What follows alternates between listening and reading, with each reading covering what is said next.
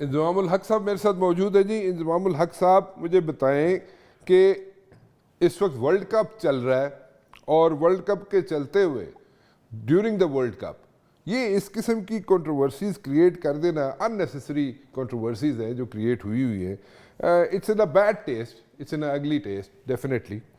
लेकिन मुझे ये समझाए कि ये तला रहमानी जो है ये खुद सामने क्यों नहीं आता है? इसके तो सारी चीज़ें जो हैं, every record is there with the board, तो why is board mum about it? Mubashir भाई, बिल्कुल आपने जो दोनों सवाल किए हैं बिल्कुल सही है। पहले मैं ये तला रहमानी वाला जवाब दे दूं आपको, क्योंकि एक तो मेरी नहीं समझ आ रहा कि ये तला रहमानी कहाँ छुप के बैठा है, क्योंकि जी ये खुद आगे नहीं आ रहा, क्योंकि जी वर्ल्ड कप हो रहा है, इतना बड़ा टूर्नामेंट हो रहा है, क्योंकि जी इतना क्रॉस फैला हुआ है, क्योंकि जी साया कंपनी, याजू कंपनी, क्योंकि जी ये वाली चीजें, और वो सामने ही नहीं आ रहे, साहब पता नहीं किधर छुप के बैठे हैं। और दूसरी मुबशिर भाई बात ये है कि ये सारे बोर्ड के अंडर है, तो बोर्ड के जिस टाइम ये अंडर है तो बोर्ड इनको कॉल करके ना बिल्कुल ये उनको बुला के पूछ सकता था। मैं आपको सही बात बताऊं, ये इतना शोर मचाने की या ऐसी कोई इंक्वायरी कमेटी बिठाने की या इस चीज की ना कोई ऐसा मुझे जरूरत नहीं महसूस हुई थी। अगर आपने मेरे से भी कुछ पूछना था, मैं भी बोर्ड के अंडर था, मैं भी कोई ये नहीं कि जी बाहर नहीं था, बोर्ड वाले मेरे से बुला के पूछते कि भाई ये वाली चीज है, ये वाली चीज है, या ये तला रहमानी को बुला के पूछते, वो भी बोर्ड के अंडर है। ये सारे लोग अंडरस्टैंड करें कि ये जितने भी एजेंट होते हैं प्लेयर्स के, ये आईसीसी से रिकमेंडेड होते हैं, बोर्ड के ये अंडर होते हैं, और इनका सारा डेटा, सारा इनका प्रोफाइल बोर्ड के पास होता है, ये बोर्ड की बस से बाहर नहीं होते। तो मेरी नहीं समझ आया कि ना तला रहमानी पेश हुआ और ना ये बोर्ड ने उसको बुलाया। तो ये और दूसरी चीज जो आपने सवाल किया कि अब मुझे ये बताएं कि जिस टाइम पाकिस्तान टीम को ये पता चलेगा कि जी वहां तो चीफ सेलेक्टर पे इंक्वायरी खुली हुई है, तो मुझे ये बताएंगे कि टीम की सूरत क्या होगी। क्योंकि उसने कहा कि जी हम हार के जाएंगे तो पता नहीं हमारे पे कौन कौन सी इंक्वायरी खुलेगी। तो ये एक अननेसेसरी प्रेशर आप अपनी टीम पे भी डालते हैं। और अब मैं ये कहूंगा कि ये एज ए नेशन भी, क्योंकि जिस टाइम अगर आप हार के आते हैं, आपको मेरी सिलेक्शन नहीं पसंद, या आप समझते हैं कि मैंने काम नहीं सही किया, आप वर्ल्ड कप के बाद मेरे से बोर्ड के पास राइट है चेयरमैन की कि आप मुझे फारिग कर दें। तो इसमें तो कोई ऐसी चीज नहीं है कि जी आप याली इतनी सारी चीजें करें और ड्यूरिंग द टूर्नामेंट करें।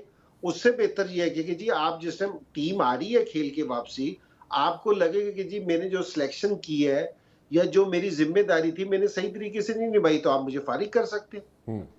तो इतनी जल्दी क्या थी, मतलब इतनी जल्दी क्या थी प्रेशर माउंट करने की, या इस तरह का प्रेशर माउंट करके रखने की क्या जल्दी थी? अच्छा मुबशिर भाई, ये सारी चीजें जो देखने में आती है ना कि जी आप अपना प्रेशर कहीं और डाइवर्ट करने के लिए ना, सो आप इस तरह की चीजें करते हैं। क्योंकि जी जिस तरह एक स्टेटमेंट आई कि जी मैंने तो इंजमाम और बाबर को दे दिया था सब कुछ में, सो ये कोई स्टेटमेंट नहीं है, क्योंकि जी ये कोई चीजें नहीं है। क्योंकि जी आप है ना अपना, आप अगर आप खेल रहे हैं, आप जिस तरह मैं चीफ सेलेक्टर हूँ, क्योंकि जी टीम अच्छी नहीं परफॉर्मेंस हो रही, किसी ने कहीं देखा कि जी मैंने कोई स्टेटमेंट दी है कि जी मैं कहूँ जी टीम ने ये नहीं किया, ये नहीं किया। भाई टीम है, आप भेजते हैं, कभी बुरी परफॉर्मेंस भी हो जाती है। हमारे यही लड़के हैं जो अच्छे भी हैं, जिन्होंने अच्छी परफॉर्मेंसेस भी दे रखी हैं, सारी चीजें कर रखी हैं, तो हमारे यही लड़के हैं। तो ये अच्छी बुरी परफॉर्मेंस चलती रहती है। लेकिन आपको अगर कोई लड़के भी चेंज करने हैं या टीम में कोई चेंज लेके आनी है, टीम ने वापसी पाकिस्तान ही आना है, कहीं और नहीं चले जाना। वापसी पाकिस्तान आना तो आके हम चेंज कर सकते हैं, इसमें तो कोई ऐसी चीज नहीं है। अच्छा, ये सारी जो टीम थी इसकी सिलेक्शन आपने की थी, और जब आपने की थी तो इस पे कोई इतराज उठा था सिलेक्शन के वक्त जब फाइनल हो गई थी टीम? देखिए मुबशिर भाई, जिस टाइम आप टीम सेलेक्ट करते हैं ना, तो वो ये होता है कि जी आपकी पूरी एक टीम होती है जो टीम सेलेक्ट करती है। उसमें ये है कि जी जिस तरह मैं था सिलेक्शन में, उस तरह मिकी आर्थर भी था, ब्रेड बन भी था और बाबर आजम भी था, और एक एनालिस्ट होता है हमारा हसन लड़का, वो भी था। हम जिस टाइम कोई भी टीम सेलेक्ट कर लेते हैं ना सारे म्यूचुअल अंडरस्टैंडिंग से, और फिर टीम पे है ना साइन होते हैं सारे प्ले उनके, जी जिस तरह मिकी आर्थर के भी साइन होंगे, ब्रेड बन के भी साइन होंगे, मेरे भी साइन होंगे, हसन के, सारों के साइन होते हैं। फिर ये टीम है ना चली जाती है चेयरमैन के पास, तो फाइनल फिर चेयरमैन साइन करके देता है। अगर किसी को किसी चीज पे इतराज होता है तो वो पूछ सकता है कि भाई जिस तरह सवाल उठे थे कि जी आपने शदाब को क्यों रखा, आपने फखर को क्यों रखा, आपने हसन को क्यों रखा, तो ये लोगों के सवाल। अच्छा, अब ये है कि जी सवाल जिस टाइम टीम सेलेक्ट हुई थी, अगर जो मेरी प्रेस कॉन्फ्रेंस भी थी उसमें लोगों के सवाल इन लोगों पे थे। अब जिस टाइम वर्ल्ड कप हो रहा है कि जी दूसरों की परफॉर्मेंस, अब लोग दूसरी तरफ चले गए। सो मेरा ये ख्याल है कि जी इसको आपको थोड़ा सा पेशेंस का मुजाहरा करना चाहिए लोगों को, और जो उनसे ये सिलेक्शन होती है तो ये सारों की एक म्यूचुअल अंडरस्टैंडिंग होती है, उससे ये टीम बनती है। अच्छा, सो उस वक्त किसी ने एतराज़ नहीं उठाया, उस वक्त ऑब्जेक्शन नहीं थी और सब ने साइन जी कर दिए। अच्छा, जी ये बताएं कि अभी एक फिर वही सवाल आ जाता है कि अभी T20 आना है अमेरिका में और एक सीरीज़ आनी है ऑस्ट्रेलिया में, और इस तरह चीज़ें लाइंड अप हैं, एक आध चीज़ और भी लाइन अप हुई हुई है। सो वो इस सारी चीज़ों को अगर अब हम माइंड में रखें तो एक तो टाइमिंग बहुत गलत थी जिसमें ये सारी चीज़ें, ये जो चीज़ें हुई हैं, I would say that it turned अगली, which was not expected and which should not have been done। और ठीक है, जब वापस आ जाते वर्ल्ड कप खेल के तो उस वक्त जो भी करना है या जो इंक्वायरी करनी है या जो कुछ भी करना है उस वक्त कर लेते तो ज़्यादा बेहतर था। अच्छा, ये सेंट्रल कॉन्ट्रैक्ट जो है इस पे मैं बात करना चाहूँगा। ये प्लेयर्स का जो इंगेज किया जाता है उसकी क्या कंट्रोवर्सी है? अच्छा, ये बड़ी मजेदार है, लोगों को पता ही नहीं है हाँ। कि सेंट्रल कॉन्ट्रैक्ट है ना, ये जून में होता है। अच्छा। हर साल के जून में सेंट्रल कॉन्ट्रैक्ट के नाम फाइनल होते हैं। हाँ। सो अब मैं जिस टाइम आया था उसको 3 महीने गुजर चुके थे। हाँ। ये जो 25 नाम थे ना सेंट्रल कॉन्ट्रैक्ट के, ये मैंने नहीं किए थे डिसाइड, अच्छा। ये मेरे से पहले वाली सिलेक्शन कमेटी ने डिसाइड किए थे। अच्छा। और इनकी जो कैटेगरीज भी होती है ना कि जी ये ए कैटेगरी में है, ये बी कैटेगरी में है, ये सी में या डी में, तो ये भी मैंने नहीं डिसाइड करने, ये भी पहले वाली कमेटी डिसाइड करके गई थी। और ये पूरी एक कमेटी बैठती है क्योंकि जिसमें एक पार्ट चीफ सेलेक्टर जो पहले भी बैठा होगा, चीफ सेलेक्टर होगा, इंटरनेशनल का वो हेड होगा, ठीक है ना, कोच बैठा होगा, और ये जो क्रिकेट डायरेक्टर है ये बैठा हुआ होगा। ये 4-5 लोगों की एक कमेटी होती है जो ये डिसाइड करती है। और इस कमेटी में मैं नहीं था क्योंकि ये मेरे से पहले वाला का प्रोसीजर है। अच्छा। हाँ, मेरा क्या रोल है, ये ड्यूरिंग द वर्ल्ड कप, जिस टाइम ये वर्ल्ड कप के 3 मैचेस हो गए थे, जब मैं इंडिया से वापसी आया था वर्ल्ड कप से, तो मेरे पास इंटरनेशनल वालों का फोन आया और एक चेयरमैन की तरफ से भी मैसेज आया कि जी आप जरा ये सेंट्रल कॉन्ट्रैक्ट के प्लेयरों को देखें कि क्या है। तो उसमें मैंने एडिशन किया था, एक सिर्फ पुराना प्लेयर मैंने रहने दिया था, वो सरफराज अहमद था, क्योंकि जी उसको डी कैटेगरी में रख रखा था। तो मैंने कहा था कि ये हमारा कप्तान रहा, ये मुनासिब नहीं है कि ये डी कैटेगरी में हो, उसको मैंने डी से उठा के बी में किया था।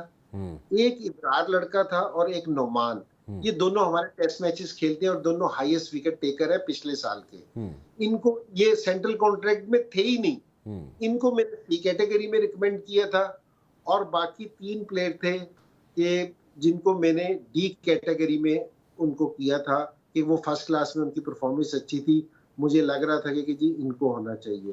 तो बाकी जो पहले के 25 प्लेयर थे उनमें से मैंने किसी को भी नहीं छेड़ा था, किसी की कैटेगरी नहीं छेड़ी। अगर मैंने किसी की कैटेगरी छेड़ी है तो सिर्फ एक रिजवान की, सरफराज की, सरफराज की कैटेगरी मैंने छेड़ी थी कि उसको डी से उठा के उसको बी में लेके आया था। अच्छा। ये टोटल कंट्रोवर्सी है क्योंकि जी जिसने कहा है कि जी मैंने डिसाइड किया कि जी इधर से प्लेयर इधर होगा, इधर से प्लेयर, मैंने कहा ये कोई भी नहीं है, कहीं भी नहीं है ये वाली चीज। अच्छा।